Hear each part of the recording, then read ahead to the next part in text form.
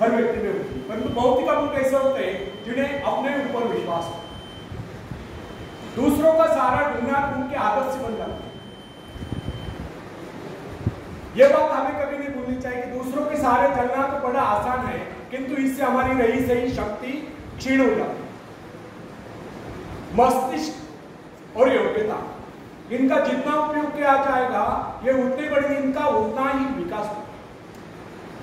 एक विडंबना है कि अपने आप कुछ करने के बाद तो जैसे ही लोगों के मन में आते हैं, कुछ लोग अपने आप एक ही काम करते रहते हैं और वह अपने बदनसीबियों का रोना रोना या दूसरों के आसन रखकर उनके गुणगान करना। ऐसे लोग जिन्हें सदा दूसरों के बल पर विश्वास होता है, वे केवल पिछलकों की संज्ञा पाकर निंदा के पात्र बने रहते हैं। ऐसे लोग अपनी आंतरिक शक्तियों का भी लाभ नहीं उठा पाते। फ्रेंड्स, यह न समझना आप यदि जन्मजात नेता नहीं है तो ऐसे रहोगे। जन्मजात कौन क्या होता है? कोई मान नहीं होता, कोई वैज्ञानिक नहीं होता, बल्कि एक अबोध बालक जन्म के बाद अपने में ऐसी शक्ति पैदा करता है जिसके सहारे वो अपने व्यक्तित्व की एक अलग पहचान बना लेता है। इतिहास में ऐसे बहुत से लोग हुए जिनमें नेतृत्व करने की योग्यता नहीं, फिर भी वे अपने प्रयत्नों से और अपने परिश्रम से अपनी योग्यताओं का विकास करके महान नेता बने।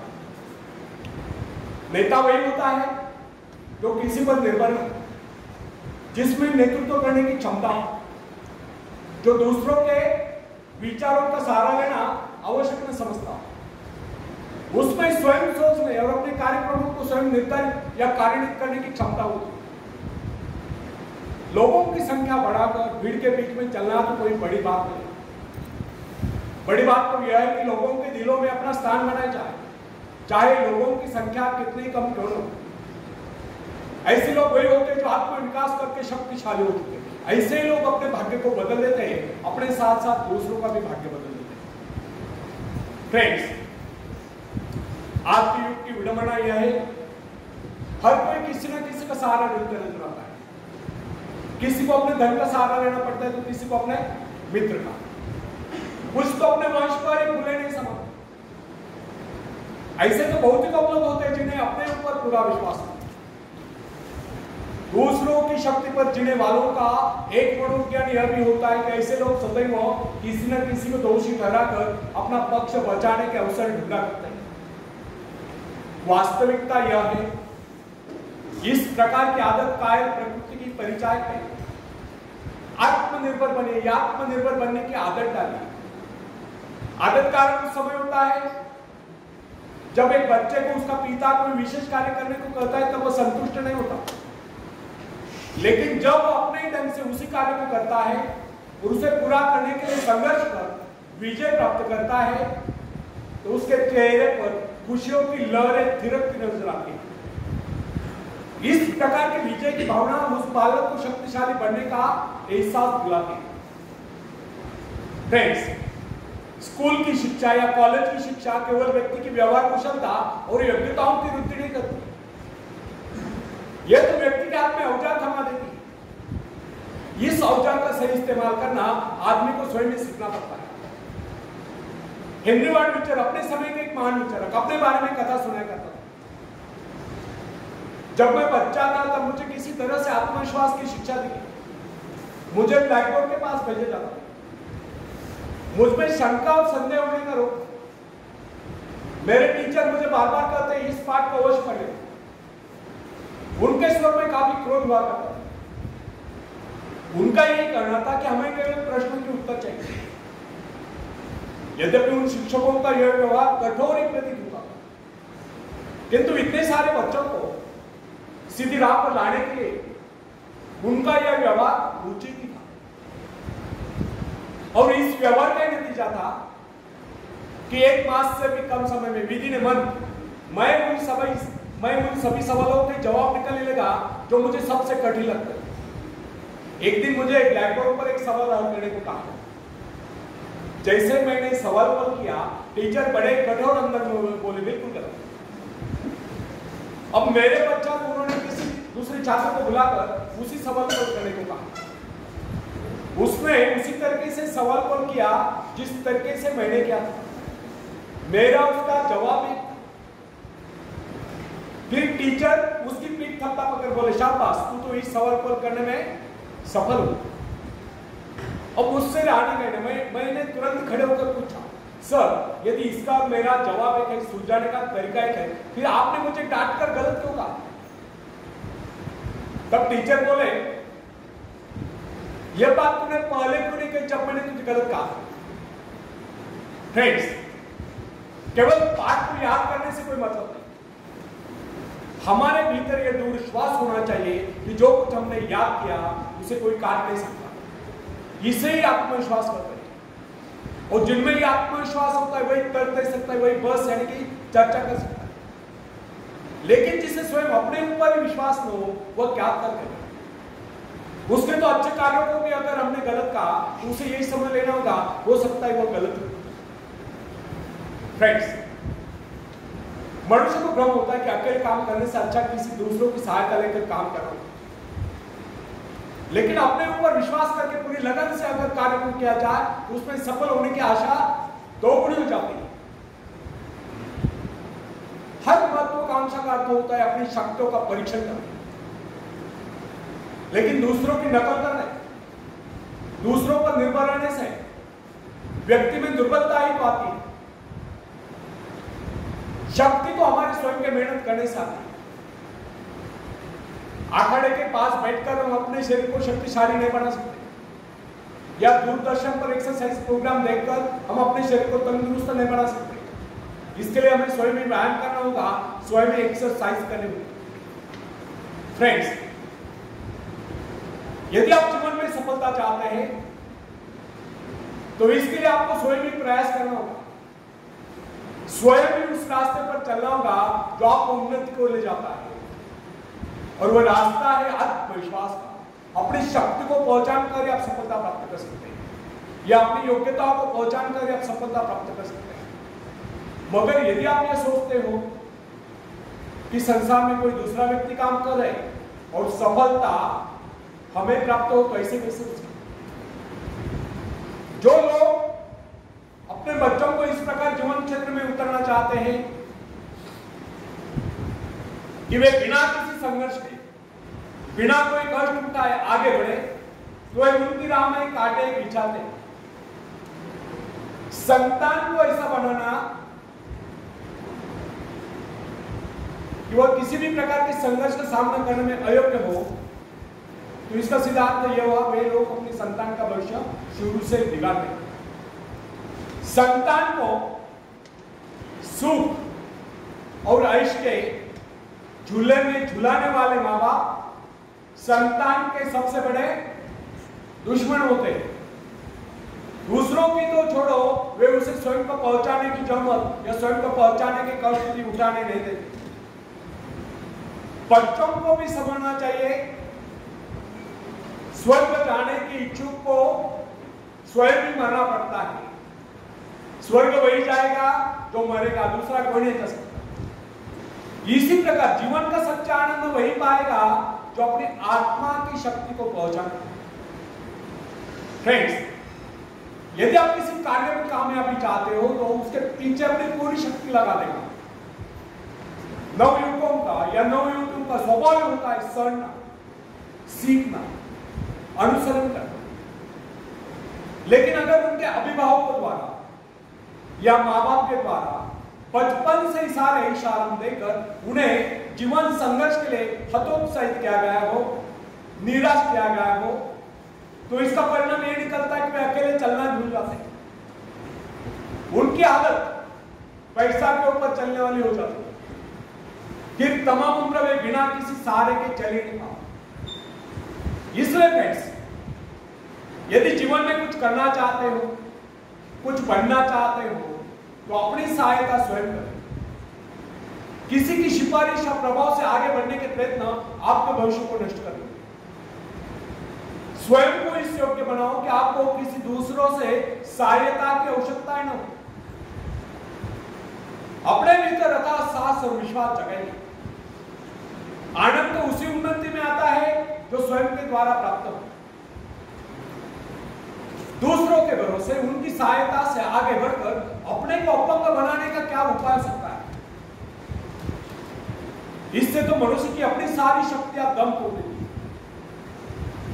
अपनी बुद्धि कुंद हो जाती, जो दूसरों की सहायता का मोहताज बना रहता है, जो अपना हाथ तक नहीं ला सकता, वो क्या कर सकता है? वो जीवन भर दूसरों का मोहताज बना रहेगा।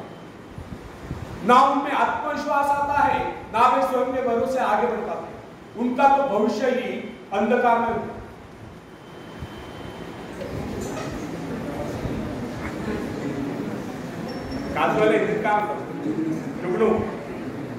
एक शेर ऐकवतो आणि पुढे कंटिन्यू करतो।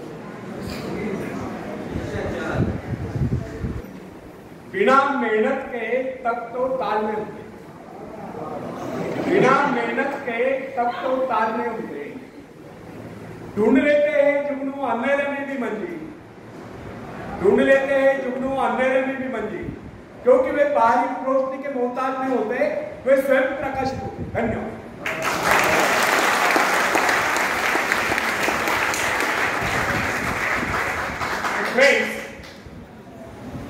एक व्यक्ति है जिसके शरीर में स्वच्छ रक्त संचार हो रहा है, जिसके चौड़े कंधे हैं, सुंदर मजबूत दो हाथ है, जिसका वजन भी अच्छा है, जो सभी अंगों से तथा शरीर से चुस्त मस्त है। ऐसा व्यक्ति अगर दूसरों से सहायता मांगता है तो आप उसे क्या कहेंगे? उसके बारे में क्या सोचेंगे? अवश्य वह सर्वांग में संपन्न होकर भी अपंग कहलाएगा। आप ऐसे अपंग मत बनिए, आप सामर्थ्यवान बनकर दिखाएं, आप ऐसे बनकर दिखाएं कि लोग आपसे सहायता पाने की चेष्टा करें। क्या आपको पता है कि आप जिन लोगों को जानते हैं उनमें बहुत से ऐसे हैं जिन्हें किसी दूसरों से सहायता की प्रतीक्षा है। सही बात तो यह है कि उनमें से बहुत से लोगों को इस बात का भी पता नहीं कि उन्हें जो सहायता चाहिए वो कहां से मिलने वाली, फिर भी वे इंतजार करते और सोचते रहते कि बस अब उनका काम बनने वाला है, उन्नति के द्वार खुलने वाले, कोई उनकी मदद के लिए आएगा और उनके सारे कष्ट दूर हो जाए। क्या ऐसा संभव है? वास्तव में कोई किसी की सहायता करता है? ऐसे सोचने वालों ने अपने गिरेबान में जाकर देखना चाहिए, क्या उन्होंने किसी दूसरों की कितनी सहायता की, उन्होंने आज तक किसकी कितनी मदद की। क्या कोई ऐसा व्यक्ति है जो कहे कि उन्होंने उसे सहायता की थी इसलिए वो आज उन्नति की चोटी पर? फ्रेंड्स, यदि आपने या उन्होंने किसी दूसरों की सहायता नहीं की तो फिर किसी दूसरों से सहायता की प्रतीक्षा क्यों? ऐसे लोग केवल अपने भूल के कारण ही आगे बढ़ने से रह जाते हैं। हर इंसान को चाहिए कि वह केवल अपने सहारे आगे बढ़े, लौटने के रास्ते से मुंह फेंक कर बिना किसी के सहारे आगे बढ़ता चाहिए। आत्मनिर्भरता से तो मनुष्य की शक्तियां के सहारे हम दूसरों की सहायता करने में सफल हो सकते हैं। फ्रेंड्स, एक बहुत बड़े प्रबंधक का, एडमिनिस्ट्रेटर का कहना है, मैं अपने बेटे को ऐसी कंपनी में नियुक्त करना चाहता हूं जहां उसे कठिनाइयों का सामना करना है, क्योंकि इससे उसकी सहनशक्ति और कुशलता विकसित। यदि मैं उसे अपनी कंपनी में रखूंगा तो वह मेरे भरोसे बैठा रहेगा, हर निर्णय के लिए वो मेरा मुंह ताकता रहेगा और उसमें ठहरे हुए पानी की तरह सड़ान उत्पन्न होगी। आप सभी जानते हैं कि ठहरे हुए पानी पर मच्छर गुनगुनाते हैं तो बहते हुए पानी पर राजन करते हैं। कितने सुंदर विचार थे उसमें। अगर आज माँ बाप अपने पुत्र या पौत्री के लिए इस प्रकार के उच्च विचार रखते हैं तो वे अवश्य उनके भाग्य विधाता बन जाएंगे। जो माँ बाप अपने बेटों या बेटियों को अधिक लाड प्यार से बिगाड़ देते हैं कि बच्चा जब चाहे स्कूल जाए, जब चाहे कॉलेज जाए, जब चाहे छुट्टी कर ले, जब चाहे काम पर जाए, जब चाहे छुट्टी कर ले, तो ऐसे बच्चे भविष्य में कुछ नहीं कर पाते, उनका तो भविष्य नष्ट होता है। फ्रेंड्स, अपनी शक्ति पर स्वयं ही भरोसा करना पड़ता है। अपने कार्य स्वयं करने वाले सफल होते हैं। इसी से मानव के चरित्र का निर्माण होता है। जिन बच्चों को यह पता हो जाता है कि वे अपने माँ बाप के सहारे जीवित रह सकते हैं, वे अपने बल पर कोई भी कार्य समर्थ होकर भी कर नहीं पाते, वे वैसे कोशिश भी नहीं करते। जबकि उन्हें समझना चाहिए कि माँ बाप तो सदा के लिए उनके आश्रयदाता नहीं बन पाएंगे। एक दिन तो ऐसा आने वाला है जब उन्हें अलग अलग जीवन बिताना ही पड़ेगा। तब ऐसे लोगों को भयंकर मुश्किलों का सामना करना पड़ता है। इसलिए फ्रेंड्स, यदि आरंभ से अपने कार्य स्वयं करने की आदत डाली जाए तो यह आदत आपके भविष्य के लिए बहुत ही लाभकारी सिद्ध होगी। जब चाहे शक्ति के सहारे आप जमीन पर पांव टिकाकर आगे बढ़ सकते हैं। सफल वही होता है जो अपनी शक्ति पर भरोसा करता है। अपने काम स्वयं करने वाले सफल होते हैं, दूसरों के सहारे आगे बढ़ने वाले अक्सर भंवर में फंस जाया करते हैं। फ्रेंड्स, जिस नाव की पतवार आपके हाथ में नहीं, वह नाव आपको पार करा दे, इस बात की क्या गारंटी? आपका जीवन तो उसके हाथ में है जिसके हाथ में नाव की पतवार हो। वह चाहे तो आपको डुबो दे, चाहे पार करा दे। फ्रेंड्स, जब नदी में बाढ़ आती है तब जो साहसी है, जिसे अपनी शक्तियों पर पूरा विश्वास है, वह तो तय कर उस पार चला जाए। लेकिन जो डरपोक और कायर है, वह तो बीच मझधार में डूबकर अपनी जान दे देगा। सहायता पाना और सहायता की प्रतीक्षा करना दोनों ही बातें प्रगति की राह में बाधा है। अतः हर युवक या युवती के लिए आवश्यक है वो शुरू से अपने काम स्वयं करने की आदत डाले। अपने माँ बाप आदि लोगों की शक्ति से विश्वास लगाकर केवल अपनी शक्ति के बल पर आगे बढ़ने की कोशिश करें। जिस क्षण आप बाहरी सहायता लेना बंद कर देंगे, उसी क्षण आपके भीतर आत्मनिर्भरता का अंकुर फूटते हुए महसूस होने लगेगा। स्वयं कार्य करते समय यदि आप असफल भी हो जाते हैं तो बिना उस असफलता को घबराए तुरंत उस कमी की खोज कीजिए जिसके कारण आपको असफलता मिली, और जैसे आप उस कमी को खोज निकाले तुरंत ही उसे दूर करने के प्रयास में जुट जाइए। आपका वास्तविक आदर तभी होगा जब आप एक सफल व्यक्ति के रूप में दुनिया के सामने आओ। मगर यदि आप एक व्यक्ति के बाद दूसरे व्यक्ति के आगे हाथ फैलना शुरू कर देंगे तो लोग आपको ममता या भिखारी करेंगे। अतः आपके प्रण करने कि आपको केवल अपने भरोसे जीना है, ना कि किसी की दया, क्योंकि बाहरी सहायता किसी किसी वक्त ही वरदान सिद्ध होती है, अधिकतर समय अभिशाप ही सिद्ध होती है। फ्रेंड्स, बाहरी सहायता मनुष्य की काम करने की गति को मंद करके शरीर में सुस्ती ला देती है। आप ऐसे लोगों से मैत्री कीजिए जो आपको जीवन में आगे बढ़ने की प्रेरणा दें। कुछ लोग एक बाजू या एक पाव वाले होते हैं, फिर भी वे अपनी लगन और अपनी मेहनत से अपनी जीविका चलाते हैं। फिर तो आपको हटते कटते फिर आगे बढ़ने की कोशिश आप क्यों नहीं कर सकते? मैं एक ऐसे व्यक्ति को जानता हूं जिसका एक पैर किसी रेल दुर्घटना में कट गया। उसने कभी किसी से भिक्षा नहीं मांगी, किसी से दान लेना गवारा नहीं, यहां तक कि अपने बहन भाई का भी उसने कभी सहारा नहीं लिया। उसने एक छोटा सा धंधा फुटपाथ पर आरंभ किया। शुरू में वो न्यूज़पेपर बेचने लगा। 2 पैसे बचाकर उसने वजन तौलने की मशीन खरीद ली, उस पर अपना पेट पालने लगा। आज वही व्यक्ति उसी फुटपाथ के किनारे एक बहुमंजिला बिल्डिंग में न्यूज़पेपर स्टॉल लगाकर बैठा है, साथ में जरूरत सेंटर भी खोल रखा है, और सुना है आजकल वो मोबाइल शॉपिंग भी चला रहा है। वो स्वाभिमानी, किसी से मदद लेना वो अपना अपमान समझता था। आज वही व्यक्ति उन लोगों को जिनके हाथ पैर सलामत है, ऐसे परिवारजनों को खिलाता पिलाता है, उनके हर प्रकार की सहायता मदद करता है, तो इसमें किसी को हैरत न हो। आज वो दूसरों की सहायता करने को हो चुका है। वो उन लोगों के लिए प्रेरणा स्थान है जो सर्वांग संपन्न होकर भी दूसरों से सहायता पाने की आशा रखते हैं। फ्रेंड्स, मैं केवल उस विकलांग की बात नहीं करता जिसे मैं जानता हूं। इस संसार में ऐसे बहुत से विकलांग लोग हैं जो अपनी हिम्मत से खुद भी खा रहे हैं और अपने परिवार को भी पाल रहे हैं। ऐसे स्वाभिमानी, मेहनती, आत्मविश्वासी और साहसी लोगों को अपनी जीविका चलाते देखकर हमें अपने विषय में सोचना चाहिए कि क्या हम पूर्णतः स्वस्थ हैं, साथ ही सभी अंगों से युक्त तथा शरीर से चुस्त मस्त होकर भी क्या हम अपने आप को समर्थ समझने का अधिकार रखते हैं? यदि हाँ, तो फिर किसी दूसरों से सहायता की प्रतीक्षा करें।